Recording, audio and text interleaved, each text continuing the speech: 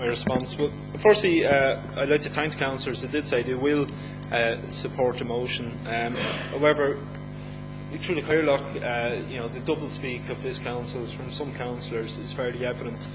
Firstly, we're told that a review is taking place, and the review will be done in the interest of patient safety. Yet we're told that people before profit are unrealistic. They're necessarily living in the fancy land, because we are, of course, opposed to everything.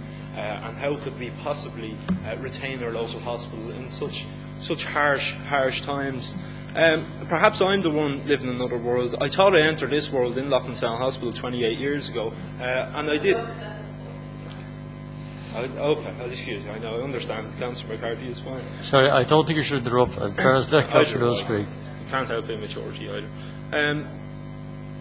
It is absolute prerogative for this county to retain the health services that they have currently, and to expand the services. I'm certainly not in an interest of leaving Loughlinstown Hospital to be degenerated time after time, yet hang on to its status of a 24-hour A&E hospital. Loughlinstown Hospital is as badly in need of investment as St Vincent's Hospital is. And I should say that St Vincent Hospital is actually referring patients on a regular basis to Loughlinstown Hospital, precisely because the A&E department can struggle.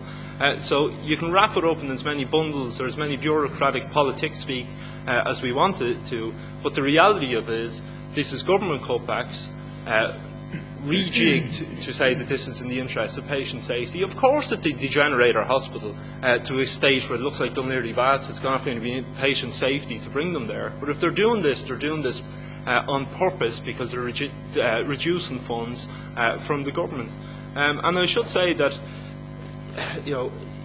it could be seen as flippant as saying this is going to be a matter of life and death, but absolutely this is going to be a matter of life and death. It is only logical that if someone suffers from a heart attack or a stroke, and the same service is available 5 minutes down the road or 25 minutes down the road, then certainly that person's life is going to be a hell of a lot safer going to the closer by hospital. I would encourage people to support this motion, and also to remember in the future that you have supported this motion, and to go to your TDs. There's no point in just saying, oh, I campaign, I support this hospital staying open, and then doing absolutely nothing about it.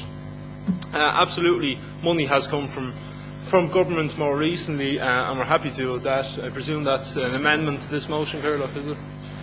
Yes. Yes, it is, absolutely. Well, I'm more than happy to support the amendment if it actually calls for the retention of the hospital. But I'll listen to it now, Cllr. Perhaps you let me finish when we listen to the amendment of the motion. Fine.